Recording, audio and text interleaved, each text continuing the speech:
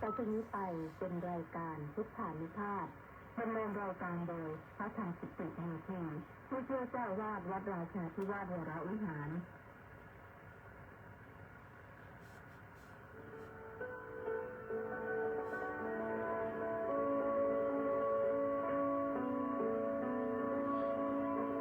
ได้เวลามาฟังพุทธานุภาพเพื่อรับทราบพุทธธรรมคำสั่งสอนเสริมมงคลให้ชีวิตก่อนหลับนอนรอพักผ่อนสุขสบายกายใจเทิน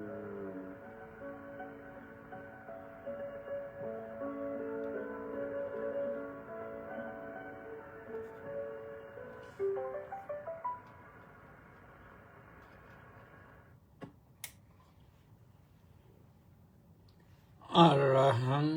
สัมมาสัมพุทโธภะคะวาพุทธังภะคะวันตังอภิวาเดมิสวากขาโตภะคะวะตาธัมโมธัมมังนัมมัสสามิสุปฏิปันโนภะคะวะโตสาวกสังโฆสังฆังนามามิขอถวายความนอบน้อมแด่พระรัตนตรัยขอคารวะพระเถรานุเถระเจริญสุขเจริญพรสวัสดีมายังท่านสาธุชนผู้ติดตามสดับรับฟังรับชมรายการพุทธานุภาพกับพระธรรมกิตติเมธีทุกท่านวันนี้รายการมาพบกับท่านทั้งหลายวันจันทร์ที่23กุมภาพันธ์พระพุทธศักราช2569ขึ้น7ค่ำเดือน4นั่นก็หมายความว่าวันพรุ่งนี้เป็นวันพระขึ้น8ค่ำเดือน4แต่เดือน4นี้ก็เป็นเดือนมาฆบูชานะวันมาฆบูชานั้นจะมาถึงวันที่3มีนาคมตอนนี้เราเป็นเดือน4ไปก่อนนะตามลำดับเนื่องจากว่าการนับทางจันทรคตินี่เขาให้วันมันน้อยกว่าก็เลยเพิ่มเดือนเข้ามาอีก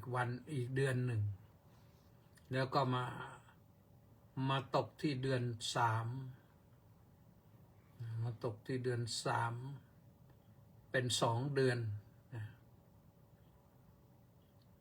เลขนั้นเป็นเดือน4แต่ว่าการเวลานั้นถือว่าเป็นเดือน3คือเดือนมาฆเรามีมาฆบูชาพรุ่งนี้เป็นวันพระขึ้น8ค่ำญาติโยมท่านสาธุชนทั้งหลายก็ผู้แสวงบุญนะทำใจให้เป็นบุญอันดับแรกตื่นเช้าขึ้นมาก็ไหว้พระสวดมนต์ตั้งจิตอธิษฐานขอให้ชีวิตนี้มีสุขสวัสดีโดยพุทธานุภาพธรรมานุภาพสังฆานุภาพมีพลังมากกว่านั้นก็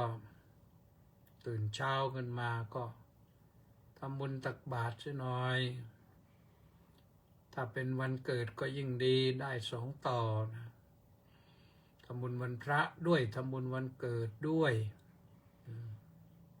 ก็เป็นสิ่งที่ดีเพิ่มขึ้นนะวันนี้ต้องขออนุโมทนากับเล็ก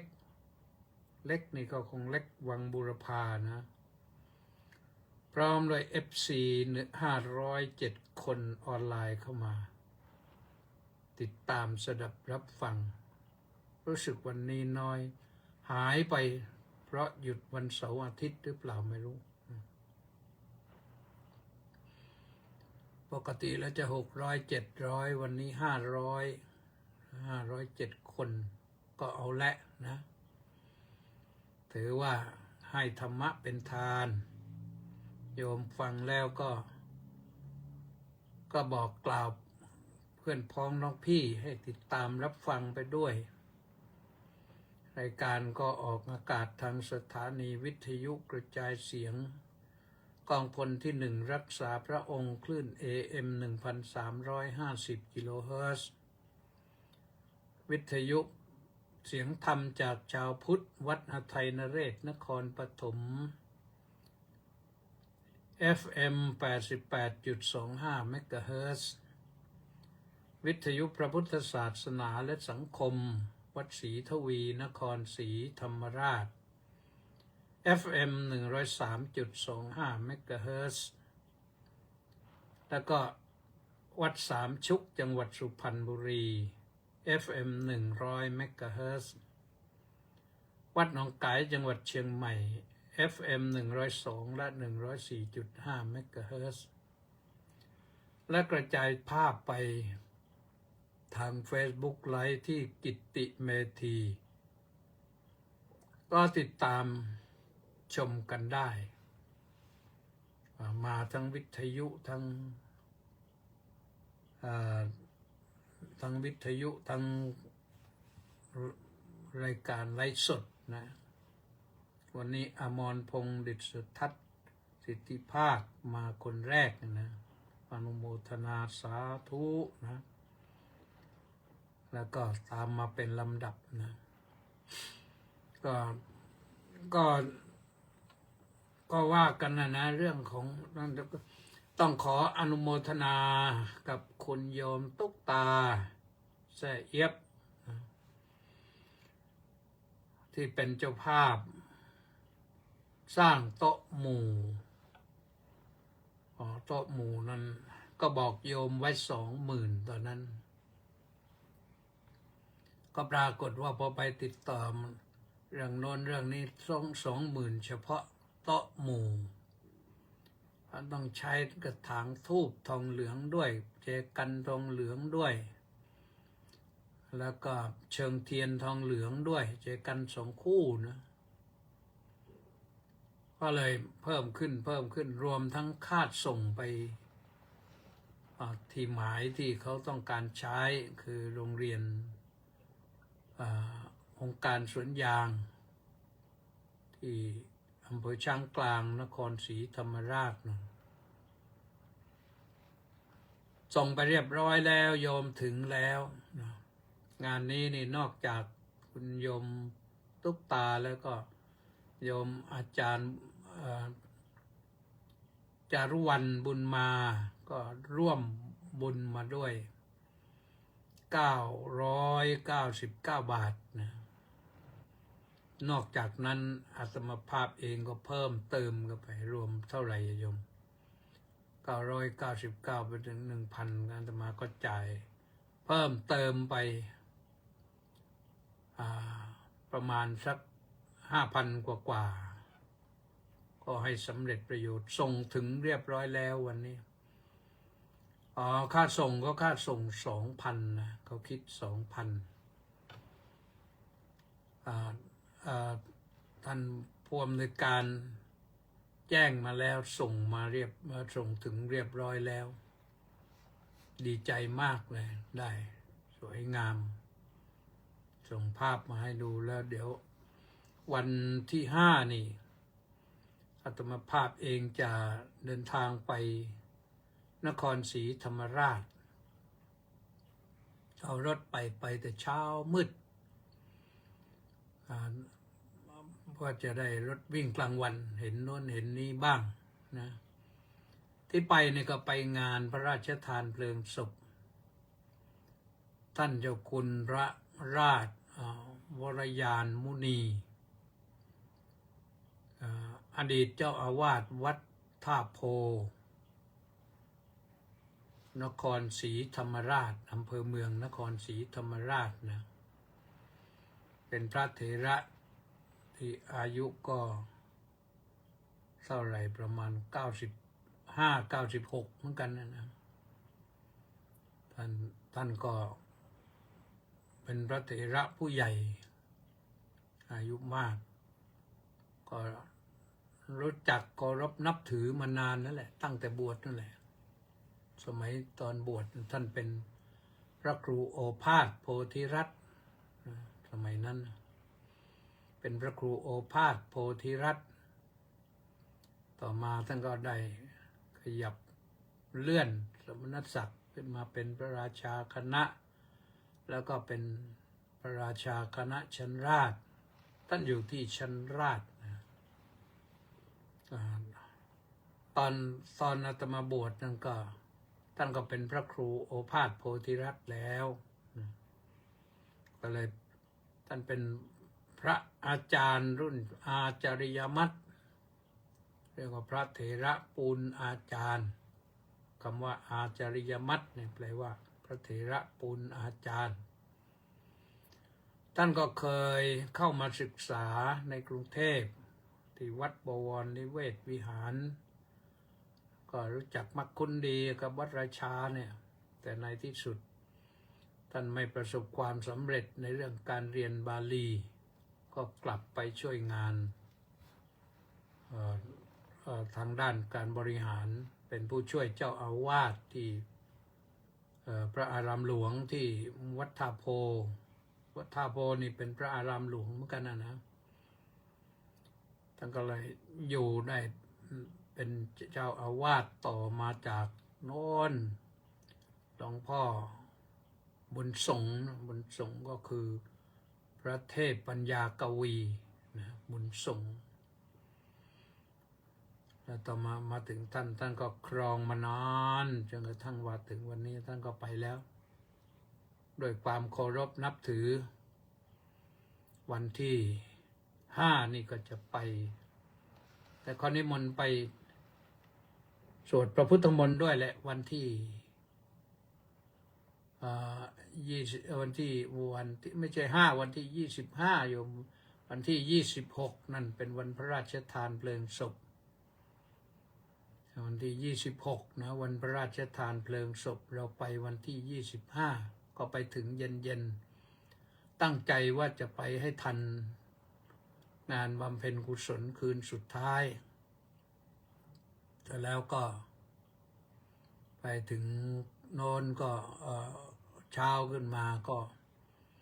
ถ้ามีเวลานะถ้ามีเวลาก็จะเลยไปเยี่ยมโรงเรียนนี้ด้วยโรงเรียนองค์การสวนยางนี่นะจะไปเยี่ยมจะไปดูด้วยนำอัญเชิญพระพุทธรูปไป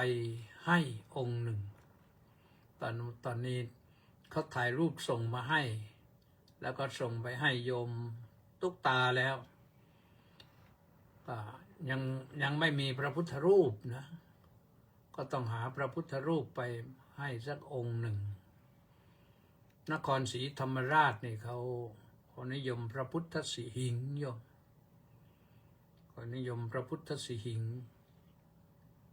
ก็ทราบข่าวแล้วว่าจะได้นะยังไม่ได้ม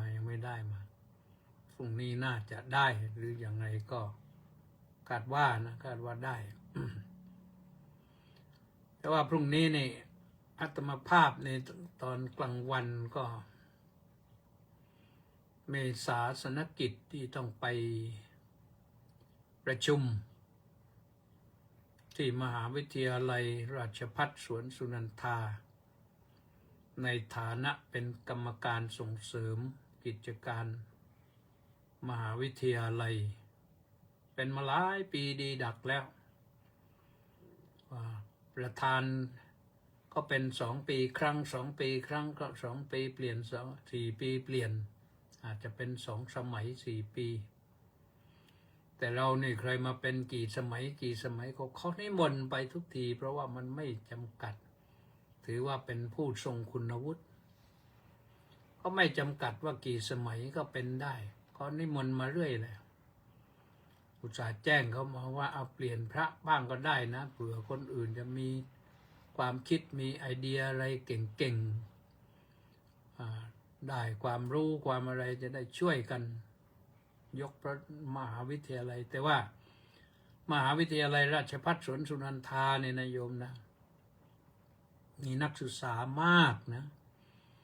รวมก็แล้วเนี่ย50,000 กว่าคนนะนักศึกษาเนี่ยที่กำลังศึกษาอยู่ในมหาวิทยาลัยเนี่ย50,000 กว่าคน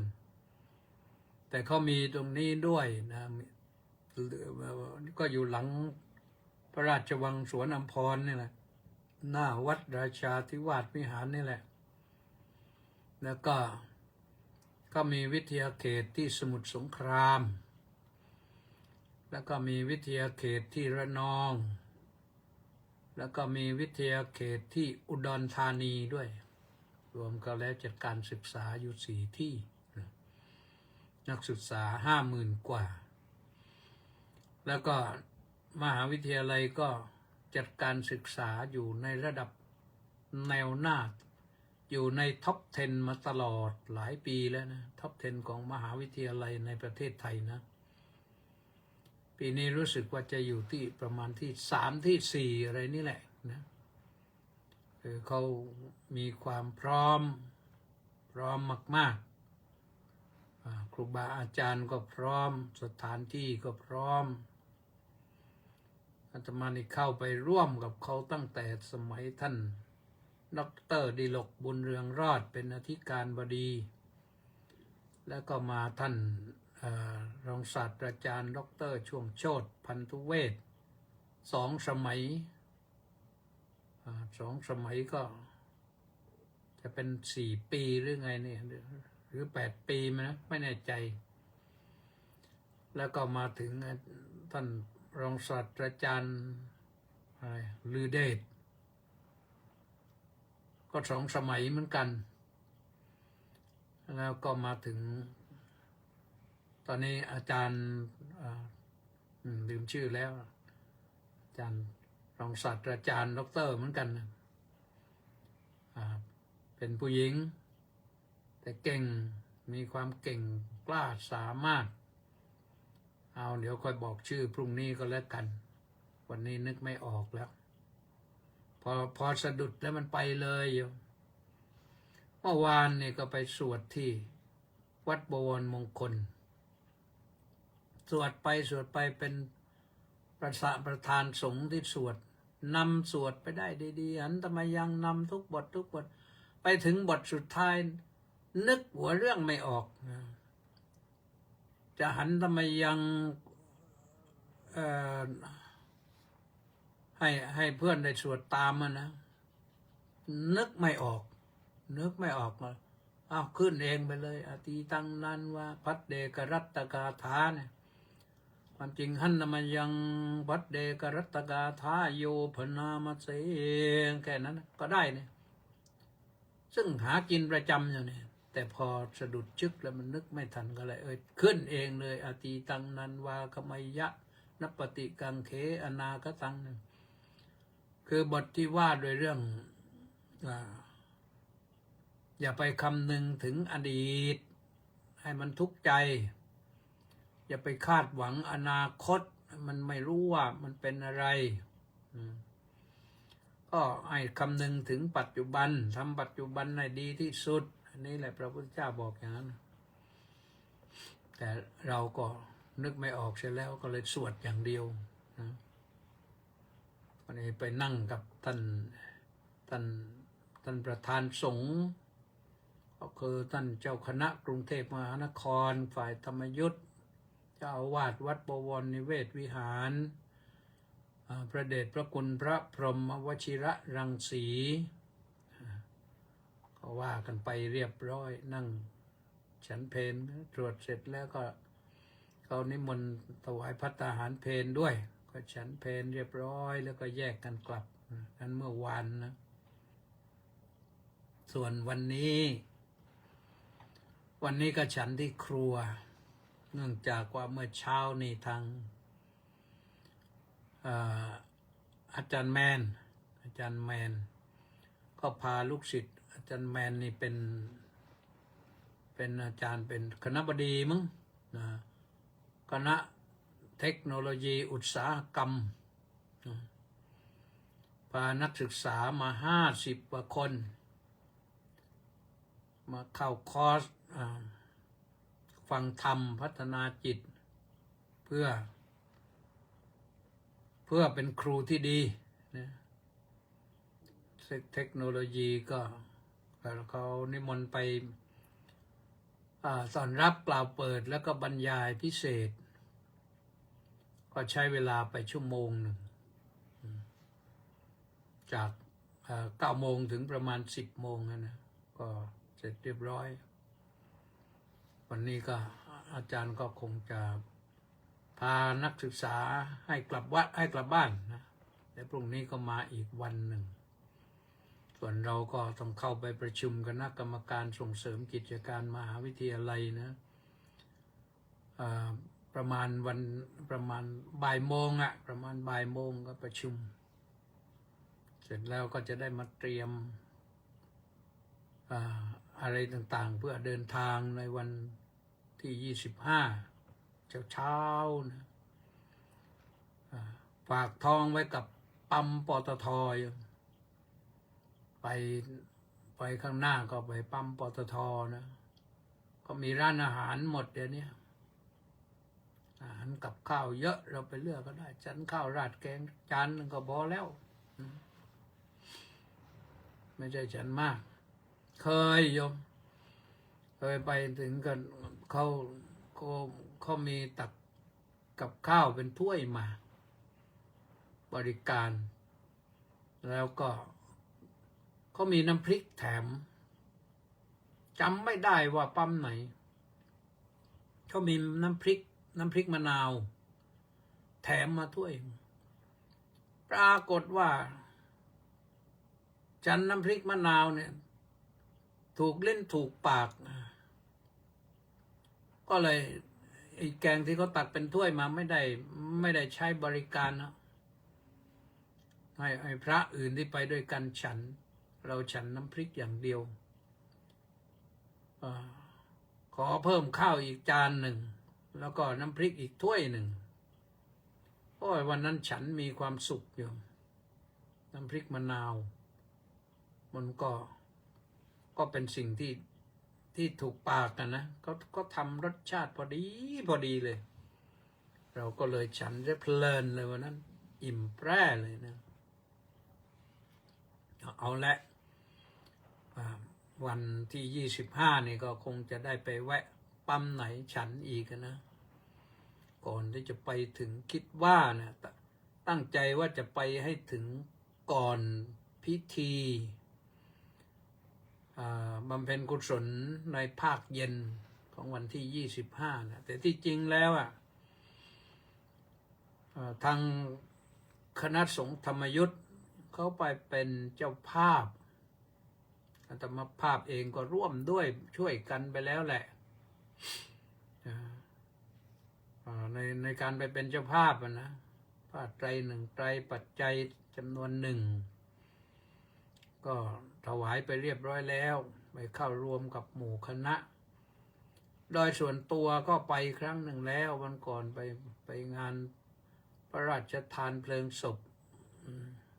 เหมือนกันนะนนพระราชทานเพลิงศพพระอีกรูปหนึ่งพระครูโกศลเจติยาภิวัตรไปเรียบร้อยวันนี้ก็ไปพระราชวชิรยานมุนีแต่ไปวันนั้นก็ไปร่วมบุญเหมือนกันผ้าไตร1แล้วก็ปัจจัยจำนวน 1รวมก็เราได้ทำ2 ครั้งนะก็เสร็จงานแล้ววันที่26ก็ไม่รู้เขาจะนั่นเวลาไหนก็จะได้เดินทางกลับ27ก็มาสู้อากาศร้อนกรุงเทพกันต่อไปนะอ้าวเผลอแป๊บเดียวโยมไปตั้ง30 นาทีแล้วลืมดูนะก็เอากันว่าอนุโมทนากับ กับโยมทุกตานะโยมจิรวรรณบุญมาแล้วก็อนุโมทนากับเล็กและ FC อีก507 คนออนไลน์เข้ามานะทีนี้ว่าจะอ่านรายชื่อก็เดี๋ยวก็ไว้ตอนท้ายก็แล้วกันนะพูดธรรมะให้ฟังกันหน่อยเดี๋ยวจะกลายเป็นว่ารายการเนี่ยหาธรรมะไม่ได้วันนี้ตั้งใจกำหนดกฎเกณฑ์ไว้ว่า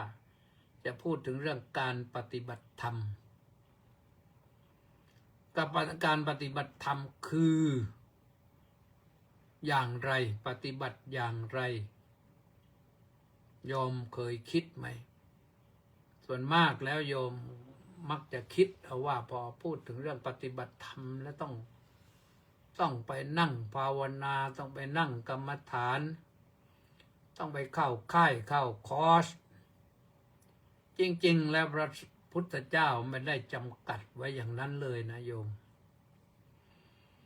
พระพุทธเจ้าเทศเสร็จคนก็กลับบ้านไปปฏิบัติธรรมกันที่บ้านรับธรรมะไปแล้วก็นำไปปฏิบัติที่บ้านอย่างพราหมณ์จุเลกสาดกนี่มาฟังพระพุทธเจ้าที่เชตวันนั่งฟังกันนั่งฟังศรัทธาเลื่อมใสมากเลยแต่ถ้าแกจนคำว่าจุเลกสาดกก็แปลว่ามีผ้าขาวม้าผืนเดียวผ้าขาวม้านี่แต่ว่าผ้าขาวม้าคลุมไหล่นะจุเลกสาดกผ้าขาวม้านี่ก็เรียกว่าผ้าสาดกแต่เรามาใช้สำหรับผ้าสาดกสำหรับผ้าวัชิกสาดกคือผ้าอาบน้ำฝนผ้าอาบน้ำฝนก็เหมือนกับผ้าขาวม้าแหละประมาณอย่างนั้นพราหมณ์จุเลกสาดกนี่แกอายุมากแล้วแต่แกยากจนมีสีภรรยานางพระมณีแกสลับกับภรรยามาฟังธรรมพราหมณ์มากลางคืนนางพระมณีก็มากลางวันสลับกันอยู่อย่างนั้นนะฟังธรรมะชอบวันนั้นพราหมณ์ฟังแล้วก็ปลื้มใจมากเลยตังหิดว่าเราจะถวายอะไรสักทีนะถวายพระพุทธเจ้านี่ศรัทธาเกิดมันเปี่ยมล้นเลยเนี่ยแต่มันไม่มีอะไรเรียกว่ารูปีก็ไม่ติดมาสักในกระเป๋าสักสตังค์หนึ่งสักรูปีหนึ่งจะถวายอะไรดีในที่สุดใกล้ๆสว่างเลยฟังเพลินพอใกล้สว่างแกก็นึกได้เรามีผ้าผืนแต่ถ้าจะถวายผืนนี้ไปตอนกลางวันนางพระมณีภริยาจะมาฟังธรรมก็ไม่มีผ้าคลุมไหล่อีกทำอย่างไงก็เลยคิดโต้กันไปเถียงกันมาระหว่างมัจฉริยจิตกับทานจิตเนี่ยคือจิตคิดจะให้ครับจิตคิดเหนียวไว้นะในที่สุดพอใกล้รุ่งอยู่ไม่ไหวแล้วเราถวายแล้วยกผ้าขาวม้าผ้าสาดกผืนนั้นเลยถวายพระพุทธเจ้าแล้วแกเดินกลับเลยตะโกนมาเลยชิตังเมชิตังเมชิตังเมเราชนะแล้วเราชนะแล้วเราชนะแล้วคือชนะใจตัวเองที่ยอมสละถวายผ้าสาดกของตัวเองแก่พระพุทธเจ้านะพระพุทธเจ้าก็ไม่ใช่ว่าจะยินดีพอใจหรือปฏิเสธอะไร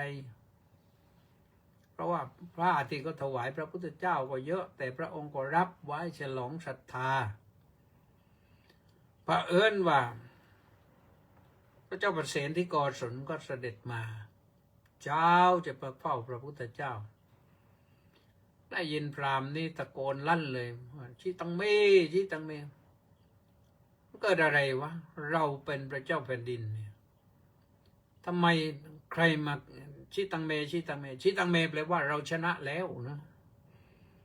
ใครมันชนะอะไร มันชนะเราหรือเปล่าก็ให้คนไปถามก็ปรากฏว่าเขาไม่ได้ชนะคนอื่นก็ชนะใจตนเองที่ถวายภาพสาดกแก่พระพุทธเจ้าเสียคิดตั้งคืนหนึ่งโอ้โหพระเจ้าแผ่นดินทราบอย่างนั้นให้ข้าราชบริพารไปรื้อคลังผ้ามาเลยมามอบให้จุเลกสาดกไม่รู้ได้กี่10กี่ร้อยผืนพาไปฝากภรรยาด้วยและผ้านั้นพราหมณ์ก็ถวายพระถวายเนนด้วยนี่โยมเกิดลาภสักการะขึ้นมาเกิดคนที่ยอมเสียสละยอมเรียกว่ายอมตายก็ได้นะเห็นผลทันตาพราหมณ์ก็ชนะใจตัวเองได้นะเพราะฉะนั้นนี่คือพราหมณ์ปฏิบัติธรรมนะพราหมณ์ปฏิบัติธรรมแล้วปฏิบัติที่เสียสละได้ชนะใจตัวเองได้เราญาติโยมสาธุชนทั้งหลายล่ะมีอะไรที่ตระหนี่อยู่บ้างลองคิดดูสิไม่ได้หมายความว่าไม่ตระหนี่แล้วต้องบริจาคหมดสิ้นแต่สิ่งใดที่บริจาคได้นะบริจาคไหมนี่อาตมาภาพเนี่ยจะไปงานพระราชทานเพลิงศพนี่ก็พารถไปนะน้ำมันไปมาก็3-4 พันนะโยมไหนจะบริจาคบ้างนี่บอกลองดูนะบอกลองดูใครจะบริจาคบ้างนะค่าน้ำมันเนี่ยเพราะมันตั้งเกือบ900 กิโลเมตรจากกรุงเทพไปจากวัดราชาไปถึงงานเนี่ยก็ไปกันแหละนะเตรียมตัวแล้วแหละโยมเตรียมตัวแล้วแหละไม่ใช่ว่ารอให้โยมทำบุญอย่างเดียวแต่ถ้าโยมมีหวังจะได้ทำบุญด้วยก็ยินดีนะยินดีที่พูดวันนี้ไม่ได้หมายความว่ามาพูดหาตังค่าน้ำมันแต่มาบอกว่าการปฏิบัติธรรมเนี่ยไม่ได้หมายความว่าเราฟังธรรมะแล้วสอนแล้วต้องไปเข้าคอร์สเข้ากรรมฐานเข้าสำนักนั้นสำนักนี้อยู่บ้านก็ปฏิบัติธรรมได้อย่างพรุ่งนี้วันพระนี่โยมไปวัดภูธรนั้นท่านไปแล้วไม่ได้มีมือเปล่านะเหมือนสมัยพุทธกาลล่ะพุทธกาลเนี่ยนางวิสาขาไปวัดนี่พระแอบดูว่าหิวอะไรมาบ้างวันนี้นะเพราะว่านางวิสาขาไปเนี่ยเรียกว่าอตุจจหิทธปุบาอตุจจหัตถปุบาไม่เคยมีมือเปล่าไปวัดแล้วต้องมีอะไรสักอย่างแต่บ้านเรานี่เรานิยมกันไปวัดก็ไปวัดวันพระนี่หนึ่งเนี่ยก็มักจะหิ้วปิ่นโตไปหิ้วอาหารไปหรือว่ามีอะไรไปวัดแล้วก็ไปทำวัดสวดมนต์แล้วก็ฟังเทศน์ฟังธรรมรับศีลเสร็จก็ถวายแล้วก็ถวายสังฆทานกันเนี่ยนิยมถวายสังฆทานให้พระนะเราได้อุทิศส่วนบุญส่วนกุศลให้แก่บุพการีชนด้วยนะก็ปฏิบัติไปนะเสร็จแล้วพระฉันเสร็จหรือท่านรับสังฆทานแล้วท่านอาจจะให้ยถาเลยก็ได้นะเพราะว่าได้ถวายแล้วท่านก็จัดยถาวาริวหาเวลาพระ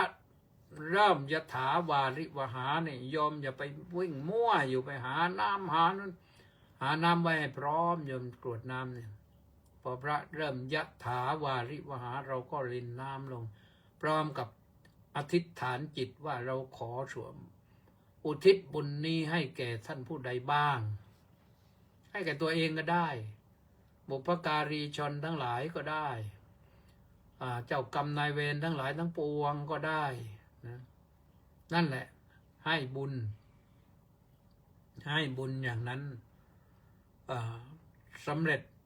เร็วนะเพราะว่าให้ตอนเดียวยะถานั่นท่านบอกว่ายะถาวาริวหาท่านบอกว่าห่วงน้ำที่เต็มหล่นมาจากฟากฟ้าทำสมุทรสาครให้เต็มเปี่ยมได้ฉันใดท่านปรารถนาสิ่งใดต้องการสิ่งใดท่านก็ต้องประสบผลสำเร็จในสิ่งนั้นขอ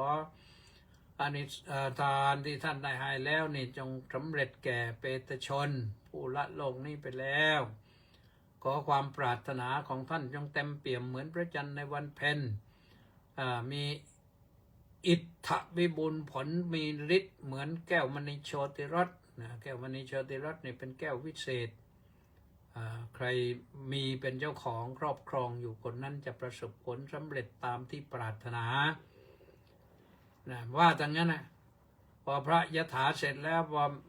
รูปที่สองรับสัพพีติโยวิวัตชันตุตอนนั้นโยมรินน้ำไม่หมดอย่าไปเที่ยวท่องโน่นท่องนี้ท่องนั้นอยู่อีก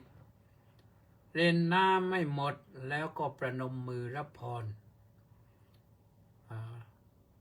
เขาพูดกันเป็นภาษาคล้องจองนะว่ายะถาให้ผีสัพพีให้คน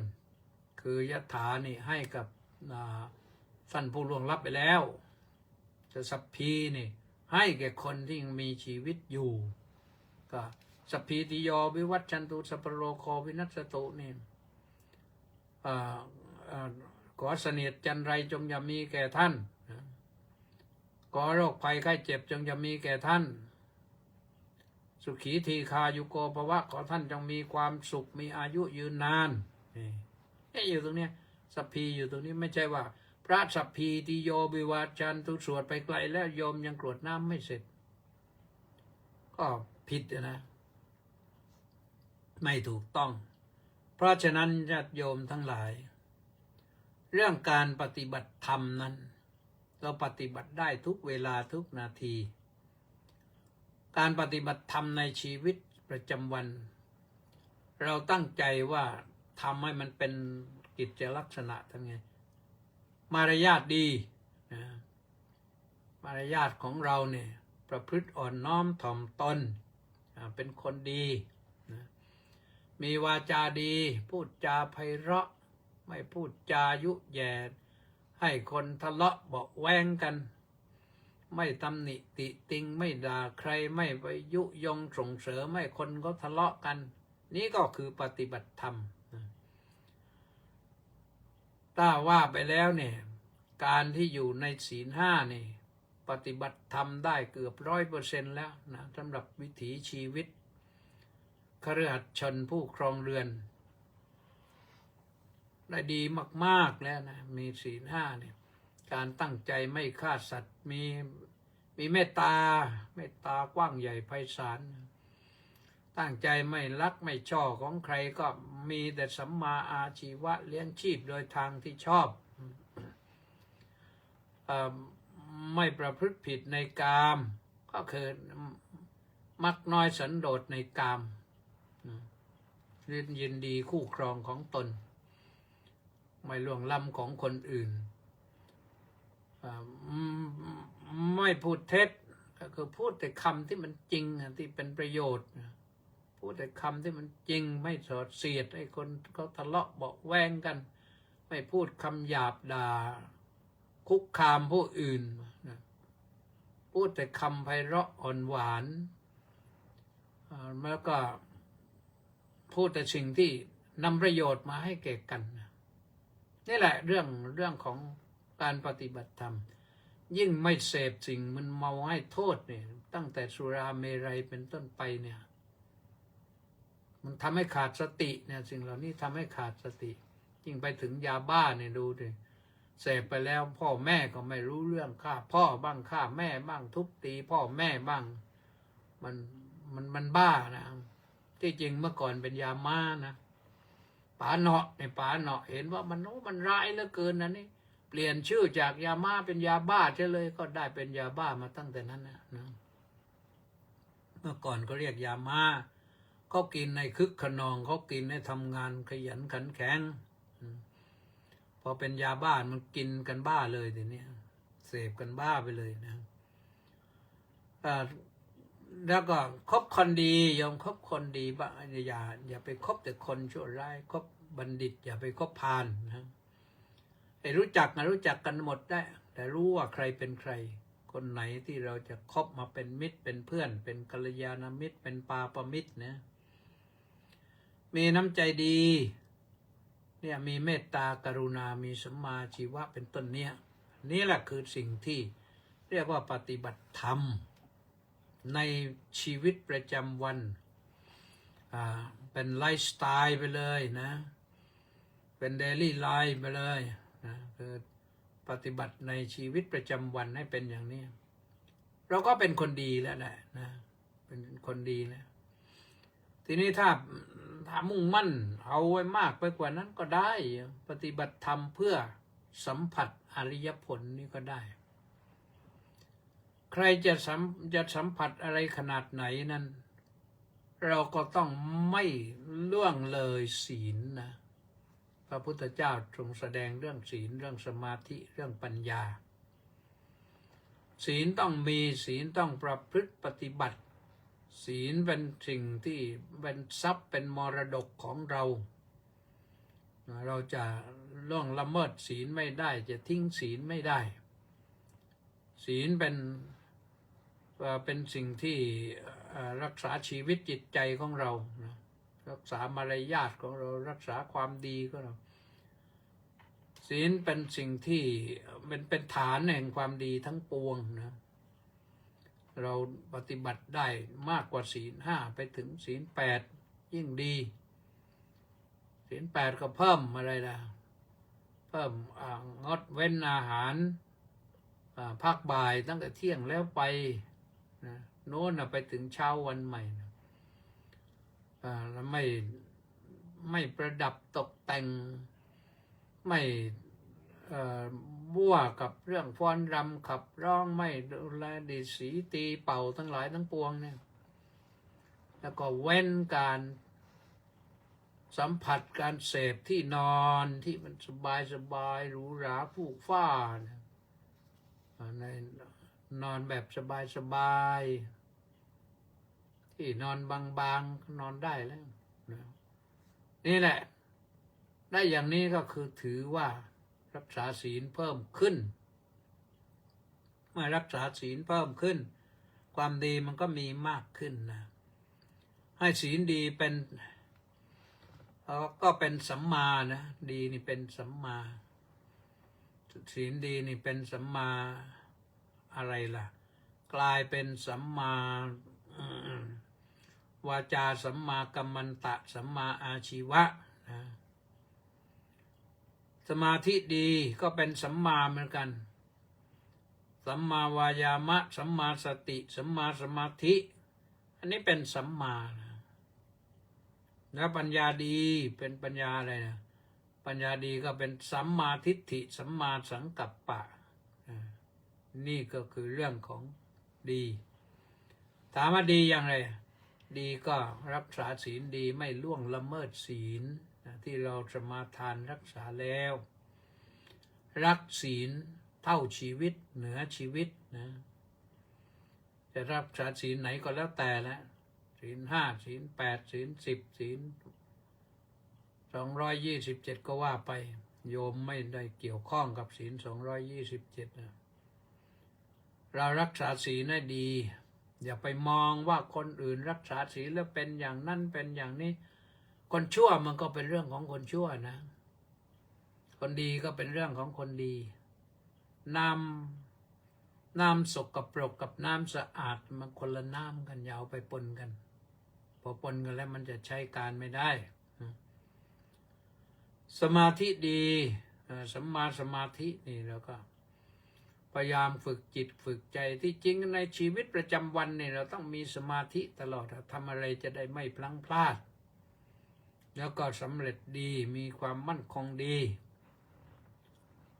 แต่ถ้าหากว่าเรามุ่งมั่นที่จะไปถึงอ อริยมรรคอริยผลอย่างเนี้ยเราก็ปฏิบัติเข้มข้นขึ้น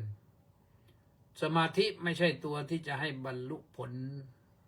โสดาบันสกทาคามีอนาคามีอรหันต์นะไม่ใช่ตัวจะให้บรรลุตัวสมาธินี่ตัวให้ได้ความสุขความสงบพอสมาธิในขั้นปฐมฌานก็มีความสุขมากกว่าความสุขในกามกามก็คือการบริโภคสิ่งต่างๆทางตาหูจมูกลิ้นกายใจเนี่ยนั่นเรียกว่าเป็นเรื่องของกามสุขเกิดจากสมาธินั้นเป็นสุขละเอียดเป็นสุขพิเศษกว่านั้นเป็นสุขในระดับสมาธิในระดับปฐมฌานก็ความสุขละเอียดขึ้นไปขั้นหนึ่งเลยความสุขในกามไปพอไปถึงทุติยฌานความสุขก็ละเอียดขึ้นไปอีกไม่มีเรื่องวิตกวิจารแล้วไปได้แล้วไปถึงตติยฌานความสุขละเอียดยิ่งขึ้นไปอีกไม่มีปีติแล้วก็มีสุขกับเอกคตาพอไปถึงจตุตฌานฌานที่สี่นะอันนี้มีแต่อุเบกขากับเอกคตาเป็นความว่างจิตมีอารมณ์เป็นหนึ่งนั่นแหละจะมีความสุขมากท่านไม่บอกว่าสุขแต่บอกว่าจิตว่างว่างทั้งหลายทั้งปวงเนี่ยก็อุปมาง่ายๆนะเหมือนกับที่ข้อมือเรานี่ท่านสาธุชนทั้งหลายถ้ามันมีโรคผิวหนังมันก็คันใช่ไหมคันอาจจะมีเจ็บปวดด้วยเราต้องบำบัดรักษาเยียวยากำจัดโรคออกไปพอกำจัดโรคออกไปหายแล้วผิวของเราก็ราบเรียบผิวเราราบเรียบนั่นถามว่าเรามีสุขไหมเรามีทุกข์ไหม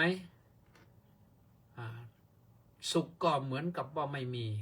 ทุกข์ก็ไม่มีแต่ถ้าให้มันเกิดความสุขขึ้นมาอาจจะมีครีมมาผัดทำให้ผิวอ่อนนุ่มหรือว่าอะไรต่างๆเหล่านั้นครีมชั้นดีก็ทำให้สูงขึ้นอันนี้อุปมานะเพราะฉะนั้นท่านสาธุชนทั้งหลายถ้าเรามีปัญญาเห็นอนิจจังทุกขังอนัตตาเลยปัญญาแก้ปัญหาในชีวิตประจำวันปัญญาในการที่จะมาประคับประคองจิตของเราให้จิตสงบและปัญญาในการที่กำจัดอาสวะกิเลสทั้งหลายทั้งปวงเนี่ยเราก็จะประสบพบกับความสุข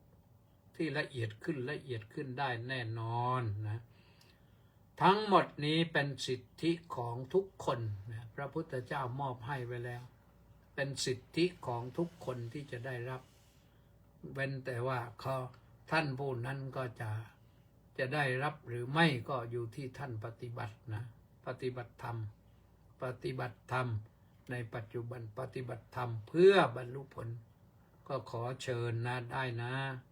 ทุกคนได้ความสุขแน่นอนนะเอาละวันนี้อ่านหน่อยมีมากี่ท่านกี่คนไม่รู้อมรพงษ์ดิษทัศน์สิทธิภาคมาคนแรกนะขอน้อมกราบสาธุครับสาธุนะทราเทพจันสกุลบอกว่ากราบนมัสการครับท่านเจ้าคุณช่วงตรุษจีนที่ผ่านมาผมก็ไปทำบุญให้กับบรรพบุรุษชาวไทยเชื้อสายจีนในตระกูลของผมและกราบสักการะสิ่งศักดิ์สิทธิ์ที่วัดแหล่งในยี่2ด้วยครับสาธุดีทั้งนั้นแหละนะเราไม่ได้หวังไปนิพพานกับอะไรก็ตามที่เราทำอันนี้เป็นความดีทั้งนั้นวิยะเป็นบูชาบรรพบุรุษนี่นะ คำรอนแย้มยืนนมัสการน้อมกราบคารวะพระเดชพระคุณพระธรรมกิติเมธีก็รับสาธุนะแปะนันทิการน้อมกราบนมัสการสาธุสาธุสาธุเจ้าค่ะสาธุนะมัคโคนาโมเมกราบนมัสการสาธุเจ้าค่ะเฮ้ยยังไงวันนี้มาแค่นี้ไม่มีไม่มีอื่นแล้วก็โอเคนะถือว่าได้แจ้งให้ทราบแล้วผู้ที่เข้ามาเพิ่งจะมาจรัญการจนะบอกว่ากราบสาธุครับโอ้ยสาธุจรัญนี่ไม่ได้พบกันนานเลยนะแล้วก็รังสรรค์เพชรแก้วพ่อนี่อยู่เวอร์จิเนียนะอยู่เวอร์จิเนียเราเนี่ยกราบพระเดชพระคุณด้วยความเคารพครับกระป๋อมสาธุนะนี่ท่านพระครูเนี่ยท่านพระครูเจ้าอาวาสวัดเวอร์จิเนียวัดป่านานาชาติเวอร์จิเนียสาธุต้าสิทธิมงคลนมัสการสาธุครับสาธุ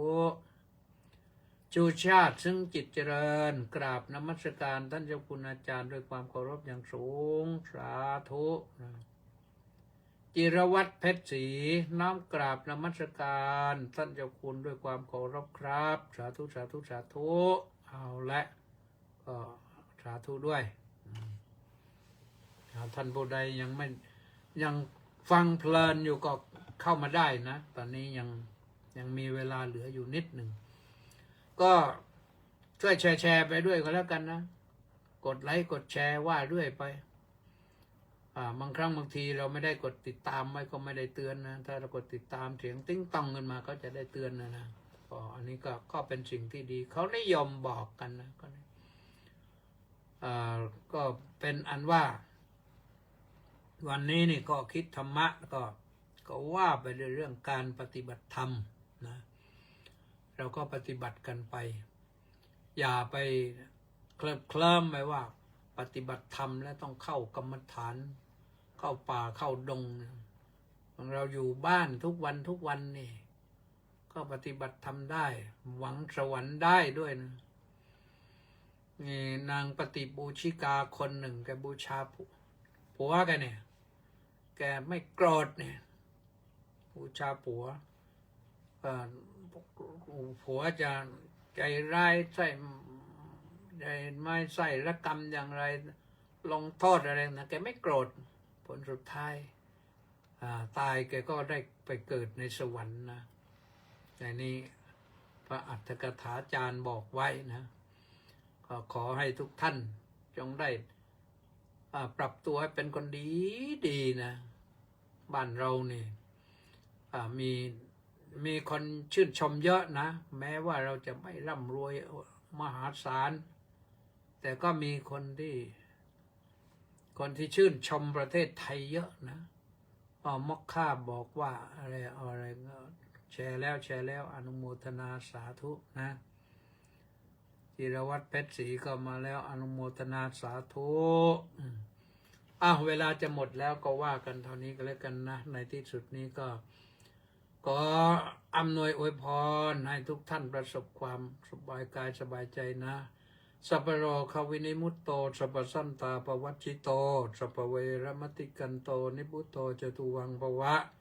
สัพพิติโยวิวัชชันตุสัพพโรโกวินัสสตุมาเตภวโตอันตรายโยสุขีดีคายุโกภวะอภิวาทนาสีลิสานิจังวุฒาปจายโนจัตตารโอธรรมาวัฏันติอายุวันโนสุขังพระลังพรุ่งนี้พบกันใหม่สวัสดี